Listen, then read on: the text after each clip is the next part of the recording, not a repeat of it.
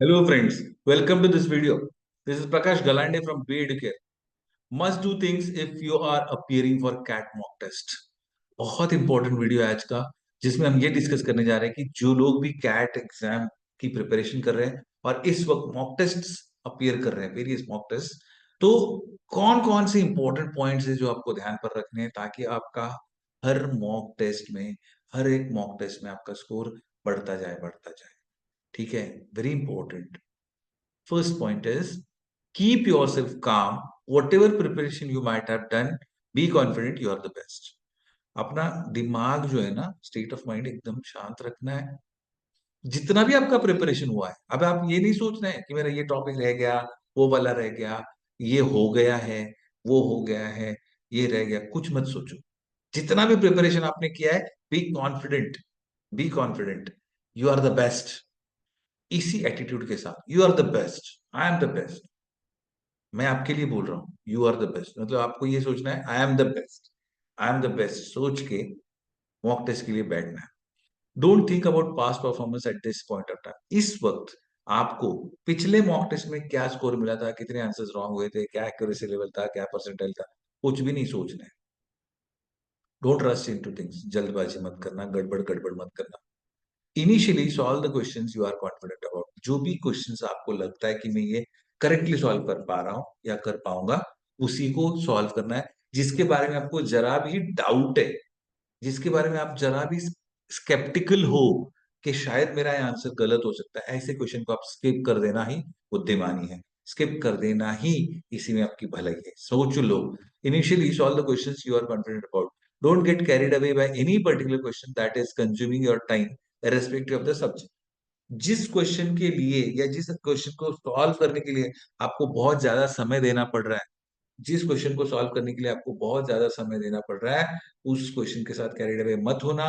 उस क्वेश्चन को आप स्किप कर दो, क्योंकि ये एक क्वेश्चन में जितना समय आप ज्यादा बिताओगे और अंतिमतः अगर ऐसा हुआ कि आपका आंसर रॉन्ग हो गया, तो ये आपका मेहनत, ये आपका टाइम सब कंज्यूम हो गया।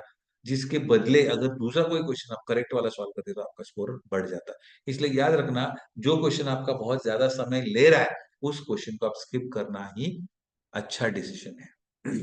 Don't get carried away by any particular question that is consuming your time expect. किसी भी सब्जेक्ट से रिलेटेड क्वेश्चन छोड़ दो, है ना। इस ईगो पर मत आ जाओ कि नहीं नहीं मैं तो सॉल्व करके रहूंगा, ये सब मत करो उस वक्त। Then you have to skip the questions you aren't confident about. जिस क्वेश्चन के बारे में आप कॉन्फिडेंट नहीं हो, उस क्वेश्चन को स्किप करना ही भलाई है, इसी में आपकी भलाई है। Attempt less number of questions but make sure your answers are correct, it will raise your accuracy and in turn your percentile.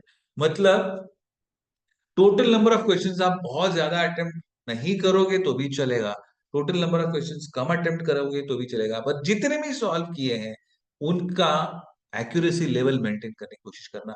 जितने भी maximum number of correct answers आने चाहिए, ये आपका प्रयास होना चाहिए। इसके लिए आप स्ट्राइव करो कि मैं भले ही 50 क्वेश्चन सॉल्व करूंगा, लेकिन वो 50 में मेरा ये कोशिश रहेगा कि 45 करेक्ट आए, 46 करेक्ट आए, 47 करेक्ट आए। समझा? मतलब मैक्सिमम नंबर ऑफ क्वेश्चंस मेरे, आंसर्स मेरे सही आने चाहिए, ये आपका प्रयास होना चाहिए। ठीक है ना। Attempt less number of questions but make sure your answers are correct, it will raise your accuracy and in turn your percentile. Once you are done with the mock test, please check out the analytical report। जैसे ही आप mock test को submit करते हो, आपका report आ जाता है। देख लेना रिपोर्ट को और उस मॉक टेस्ट को एनालाइज, उसका एनालिसिस करना है आपको, एनालाइज करना है टेस्ट को, यानी कि उसका एनालिसिस करना है आपको। The very very important, analyse the wrong answers and find out the reasons for going wrong. है ना, सारे रॉन्ग आंसर्स का एनालिसिस करो और चेक करो कि मेरा ये आंसर क्यों रॉन्ग हुआ है। जैसे मान लो आपने 50 ही क्वेश्चन अटेम्प्ट किए कैट में, टोटल 50 क्वेश्चन अटेम्प्ट किए जिसमें से 10 रॉन्ग हुए। मैं एग्जांपल बता रहा हूं। भगवान करे कि आपके 50 के 50 सही आ जाए, 60 सॉल्व किए तो 60 के 60 सही आए, लेकिन मैं आपको जस्ट एग्जांपल बता रहा हूँ। अगर 50 क्वेश्चन आपने अटेम्प्ट किए, 10 रॉन्ग हुए, तो वो रॉन्ग हो चुके आंसर जो है, वो जो रॉन्ग हो चुके आंसर्स है, उसका हर एक आंसर का आपको एनालिसिस करना है कि ये आंसर मेरा क्यों रॉन्ग हुआ। अब इसके दो रीजन हो सकते हैं, हर एक रॉन्ग आंसर के दो रीजन हो सकते हैं। या तो वो क्वेश्चन जिस टॉपिक से रिलेटेड पूछा गया है, वो कंसेप्ट आपका क्लियर ना हो, ये एक पॉसिबिलिटी है। दूसरा पॉसिबिलिटी है कि वो कंसेप्ट क्लियर है, लेकिन आपका उस वक्त कोई स्पॉन्टेनियस एरर हुआ, आपसे कोई गलती हुई स्पॉन्टेनियसली, जिसकी वजह से आपका आंसर गलत हो गया, तो ये फाइंड आउट करना है फाइनली आपको कि 10 के 10 आंसर जो रॉन्ग हुए उन सभी का एक्चुअली रीजन क्या था, कंसेप्ट क्लियरेंस या फिर स्पॉन्टेनियस एरर। कंसेप्ट क्लियरेंस वाली बात है तो अपने रेलेवेंट फैकल्टी से, रेस्पेक्टिव फैकल्टी से बात कर लीजिए और आपका कंसेप्ट क्लियर कर दीजिए, ताकि अगले मॉक टेस्ट में आपका ये आंसर गलत ना हो। और स्पॉन्टेनियस एरर अगर हुआ है तो इस बात का आपको ध्यान रखना है और अगली बार इस तरह की गलतियां अवॉइड करनी है, ताकि आपका एक्यूरेसी लेवल बढ़ेगा और आपका ओवरऑल परसेंटाइल भी बढ़ेगा। समझ में आया? Take your time but analyze each and every wrong answer in the whole paper. पूरे पेपर में जितने भी रॉन्ग आंसर्स हुए सबका एनालिसिस आपको पक्का पक्का जरूर करना है।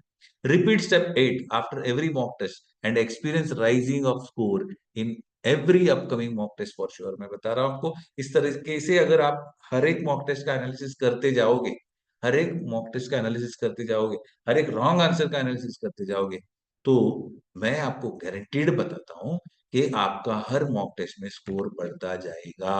आपका हर मॉक टेस्ट में स्कोर बढ़ता जाएगा तो आपकी एक्यूरेसी बढ़ेगी, आपका स्पीड बढ़ेगा, आपका कॉन्फिडेंस बढ़ेगा, आपका परसेंटाइल बढ़ेगा। समझ में आ रहा है? एंड धीरे धीरे आप अपने आप को प्रिपेयर कर रहे हो एक्चुअल कैट एग्जाम फेस करने के लिए बहुत अच्छी तरीके से, so that you get top percentile. ठीक है दोस्तों, तो इसी के साथ आज का ये वीडियो हम समाप्त करते हैं। लेकिन अगर आपने बी एडुकेयर के चैनल को सब्सक्राइब ना किया हो तो लाइक शेयर और सब्सक्राइब जरूर कर दीजिए। और ये जो टिप्स मैंने आपको बताई है आज, इनको इम्प्लीमेंट करो और इनका क्या अनुभव आता है ये जरूर डिस्क्रिप्शन बॉक्स में हमें बताओ। ठीक है friends, stay tuned with B Educare. Thank you very much for watching the video.